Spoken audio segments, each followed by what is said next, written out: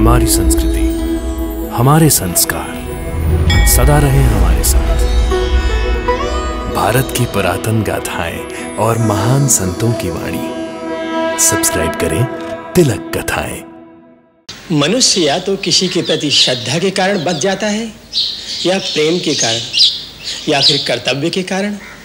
इनमें से जब भी एक कारण कोई उत्पन्न हो जाएगा तो वहीं पांव जम जाएगा। सच कहा आपने। हमारी इच्छा है कि आपकी बेटी मधुमालती हमारे घर की बहू बने। यह है मेरा बेटा बामन। नमस्ते। अपने पिताजी के व्यवसाय में हाथ बटाता है। लेकिन मेरी बेटी की इच्छा है कि वो शादी करेगा तो मधुमालती से ही करेगा, नहीं तो सारी उम्र कुंवारा ही रहेगा। बेटा, एक बात कहनी थी, शायद तुम्हें मंजूर हो। आप आज्ञा कीजिए। ये मधुसूदन तुम्हारी बहन मधुमालती से ब्याह करने को बड़ा उत्सुक है। क्या ये बात तुम्हारे परिवार को स्वीकार होगी? क्यों नहीं? इन तीनों में मधुमालती का पति बनने का सच्चा अधिकार किसे है? उसे जिसने मधुमालती को संजीवनी विद्या से जीवित किया, या उसे जो स्मशान पर कुटिया बनाकर मधुमालती की राख को बड़ी श्रद्धा से संभाल कर रख रहा था, या उसे जो मधुमालती के प्रेम में उसकी अस्थियां लिए बन बन भटकता रहा।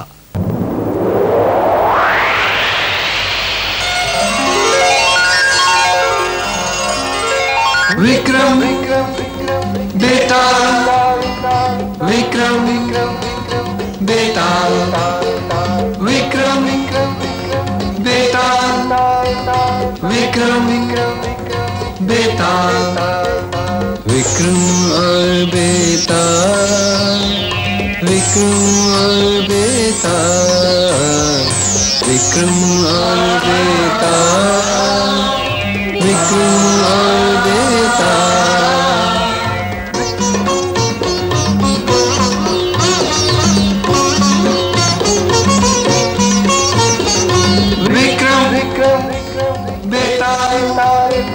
विक्रम बेटा, विक्रम बेटा, विक्रम और बेटा, विक्रम और बेटा। और बैताल फिर वहीं उसी डाल पर जाकर लटक गया। मगर विक्रम भी मानने वाला नहीं था। उसने बैताल को फिर वश में किया, उसे अपने कंधों पर लादा और चल पड़ा। हमेशा की तरह इस बार भी बैताल ने रास्ता काटने के बहाने एक नई कहानी आरंभ की। यमुना नदी के किनारे बसे एक नगर में केशव नामक एक ब्राह्मण मंदिर में पूजा पाठ कर जीवन बिता रहा था। लगता है आप पहली बार यहाँ आए हैं। ठीक कहा आपने, बड़ा सुंदर मंदिर है। आप इसी नगर में रहते हैं या कहीं और से आए हैं? परदेसी हूँ, नगर नगर भटकता हूँ, जहाँ भाग्य ले जाए चला जाता हूँ। कहीं पैर नहीं टिकता? अभी तक तो नहीं टिका। क्या नाम है तुम्हारा? जी हरिदत्त। अभी यहाँ कुछ दिन रहोगे? हाँ, एक व्यापारी के यहाँ काम कर रहा हूँ। कुछ धन इकट्ठा हो जाएगा तो फिर चल पड़ूंगा। मनुष्य या तो किसी के प्रति श्रद्धा के कारण बच जाता है, या प्रेम के कारण, या फिर कर्तव्य के कारण। इनमें से जब भी एक कारण कोई उत्पन्न हो जाएगा तो वहीं पांव जम जाएगा। सच कहा आपने, लेकिन अभी तक तो ऐसा कोई कारण नहीं है। बापू, बापू चलिए घर चलिए, माँ ने आपको याद किया है। कोई खास कारण है? खास बात का तो मुझे कुछ पता नहीं, लेकिन साधारण सी बात जरूर है। कौन सा कारण है? आपका भोजन का समय हो गया है। आज गुरु पूर्णिमा है ना, दर्शन करने वालों की भीड़ कितनी है। माँ से कहना थोड़ी देर से आएंगे। ठीक है। अरे मालती जी, यहाँ तक आई हो, कम से कम भगवान का दर्शन करके जाओ।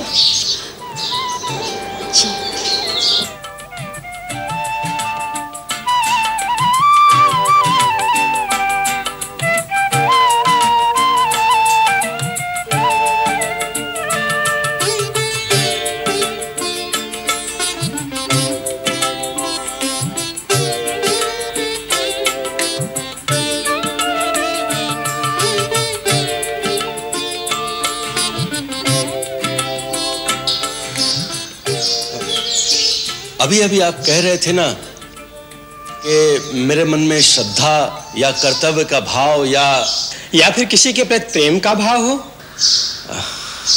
अभी अभी आपकी कन्या को देखकर मेरे मन में वही भाव उत्पन्न हुआ है, प्रेम का भाव। अब आप ही बताइए कि मैं पूरा जीवन इस नगरे रह सकूंगा या नहीं। तो आप मालती से विवाह करना चाहते हैं? आप मुझे स्वीकार करेंगे?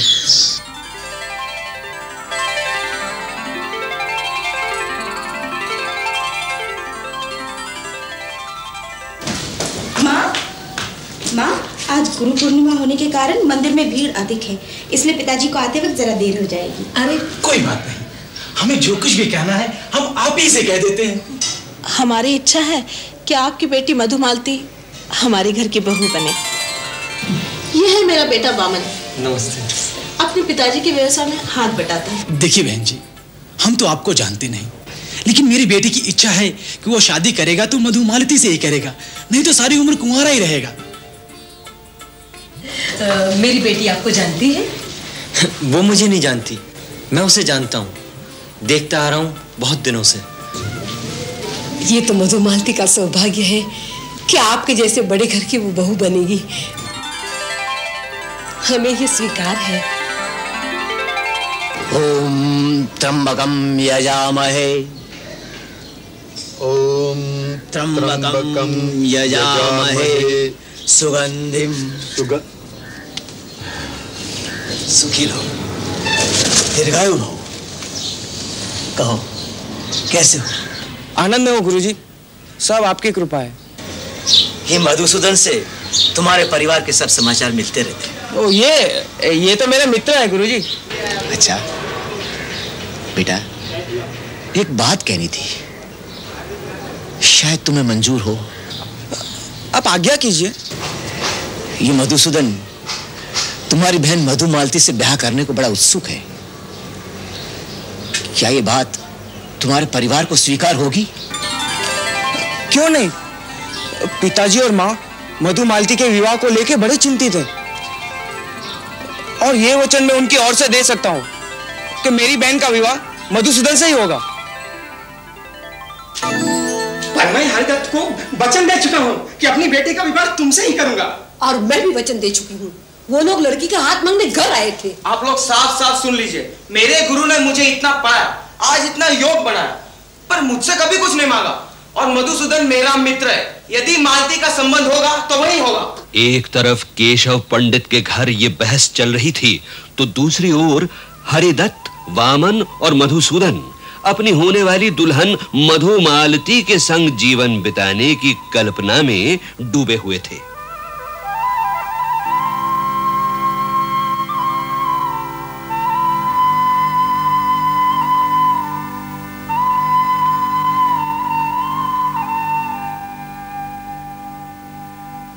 तभी एक ऐसी घटना घटी जिसकी किसी ने कल्पना ही नहीं की थी।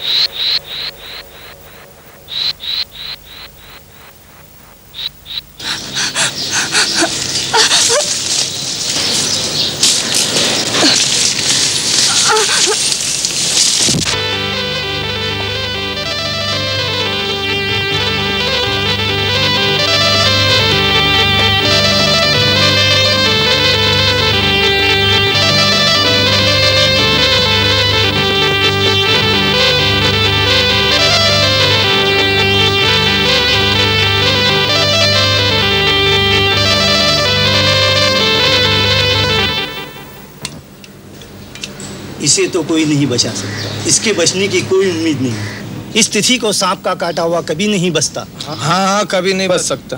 हम तो क्या, इसे ऊपर वाला भी नहीं बचा सकता।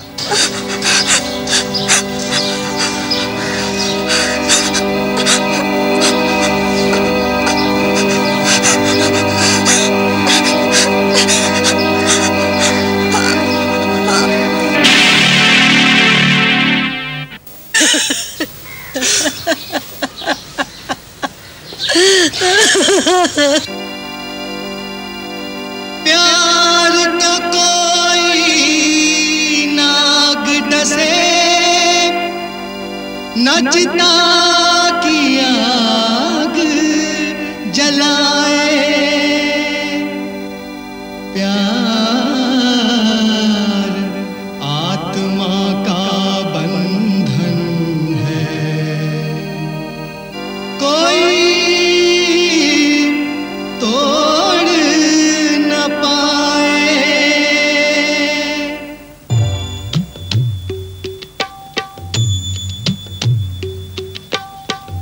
सच्चा प्यार अमर होता है, सच्चा प्यार अमर होता है, सच्चा प्यार अमर होता है, सच्चा प्यार अमर होता है।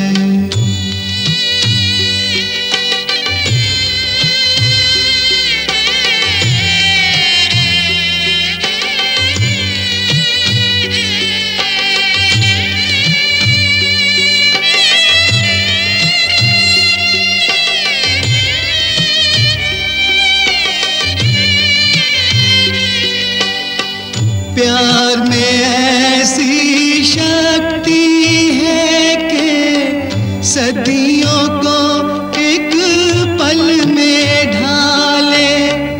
ये जीवन और मौत की सीमा तोड़ के अपनी राह बना ले। प्यार को जीत से मतलब कोई और नहार का डर होता है। सच्चा प्यार अमर होता है, सच्चा प्यार अमर होता है, सच्चा प्यार अमर होता है, सच्चा प्यार अमर होता है।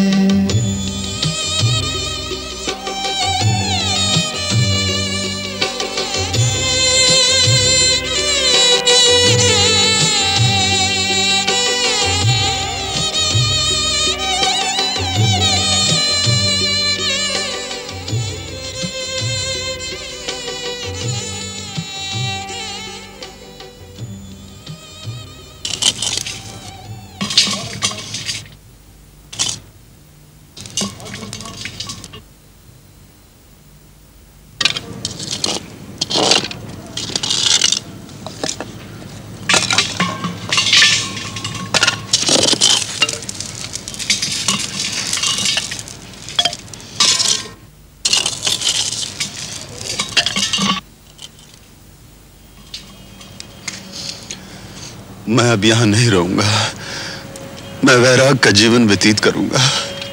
अब मैं भी यहाँ नहीं रहूंगा, मैं भी इसकी अस्थियां लेकर जंगल जंगल भटकूंगा। प्रेम आदमी को बंधन में बांधता है। मैं इस राख को अपने पास रख यहीं पे कुटिया बनाकर अपने सारा जीवन बिता दूंगा। प्यार कहाँ तकदीर में सबकी किसी किसी को मिलने पाए। एक वही धनवान है जग में, प्यार का धन जिसको मिल जाए। प्यार की अपनी ही एक दुनिया, अपना एक नगर होता है।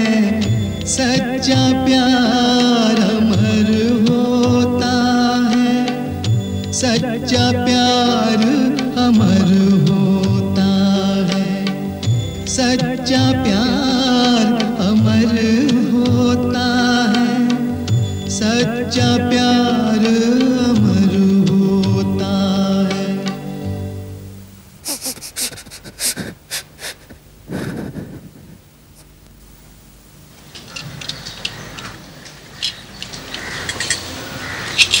आज रात यहीं ठहरो, कल सुबह चले जाना।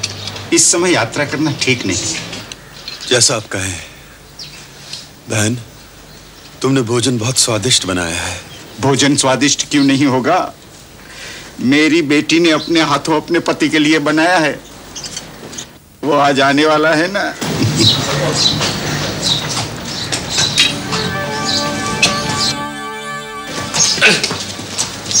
बापू, ये तो वो है।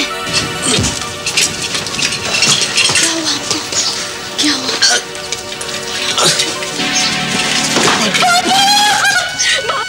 बापू, मेरा सुहाग उजड़ गया बापू। बापू, बापू इनको बचा लो बापू।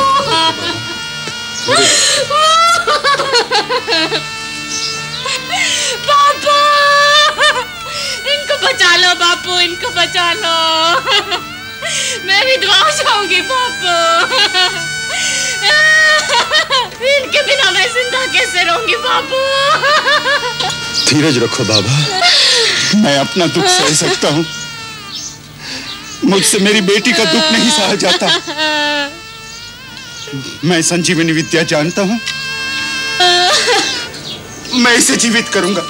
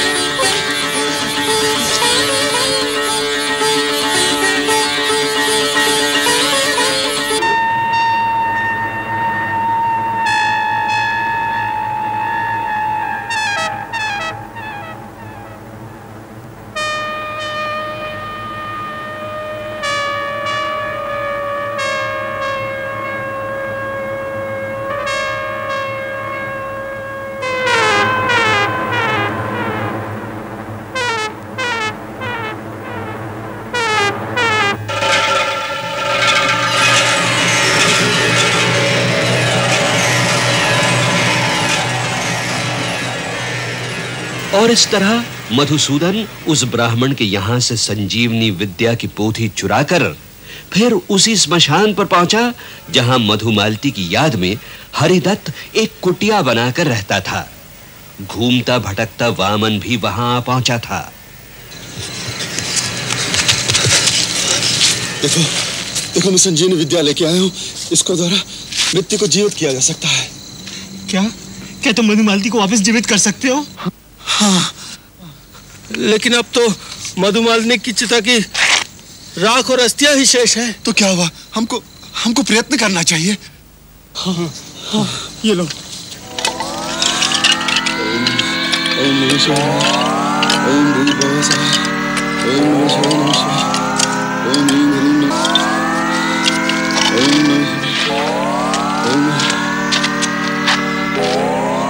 नमः शिवाय।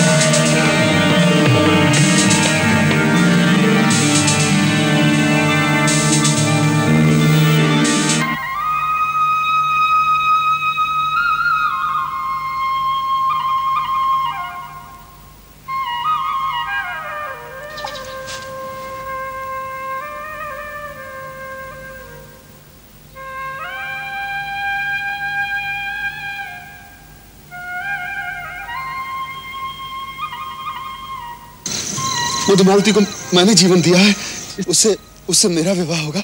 मधुमालती से मेरा विवाह अवश्य होगा। नहीं, मधुमालती से विवाह मैं करूंगा। नहीं, मधुमालती मेरी है। और इतनी कहानी सुनाने के बाद बैताल ने विक्रम से प्रश्न किया कि बता, इन तीनों में मधुमालती का पति बनने का सच्चा अधिकार किसे है? उसे जिसने मधुमालती को संजीवनी विद्या से जीवित किया, या उसे जो स्मशान पर कुटिया बनाकर मधुमालती की राख को बड़ी श्रद्धा से संभाल कर रख रहा था, या उसे जो मधुमालती के प्रेम में उसकी अस्थियां लिए बन बन भटकता रहा? जल्दी बता, वरना मैं तेरे सर के टुकड़े टुकड़े कर दूंगा। हाँ। मधुमालती का विवाह होना चाहिए हरिदत्त से। क्यों? इसमें संदेह नहीं कि मधुसूदन ने मधुमालती को प्राण दिए, जीवन दिया। पर जो प्राण और जीवन देता है वो पिता के समान होता है। वामन ने मधुमालती की अस्थियां संभाल कर रखी, उसने पुत्र का कर्तव्य किया, इसलिए वो भी मधुमालती से विवाह नहीं कर सकता। पर वो हरिदत्त जो राख समेत मधुमालती के लिए झोपड़ी बांध कर रहा है, वही उसका पति है।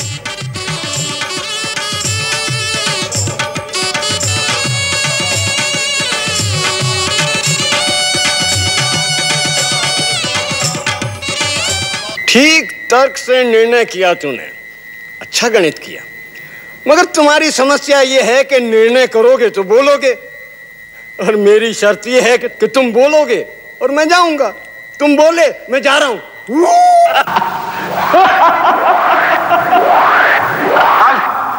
मैं तुझे नहीं छोड़ूंगा, मैं तुझे नहीं छोड़ूंगा।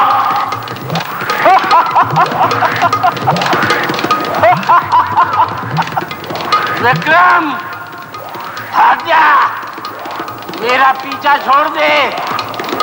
मैं तेरे बस में आने वाला नहीं हूँ। जिसने तुझे मेरे पीछे लगाया है वो महा झूठ है।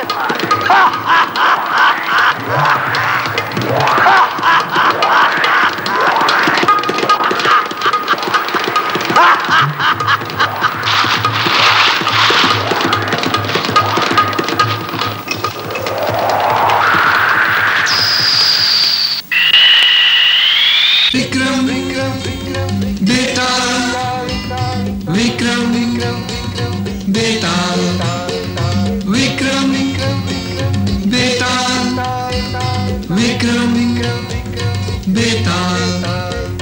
विक्रम और बेटा, विक्रम और बेटा, विक्रम और बेटा, विक्रम और बेटा, विक्रम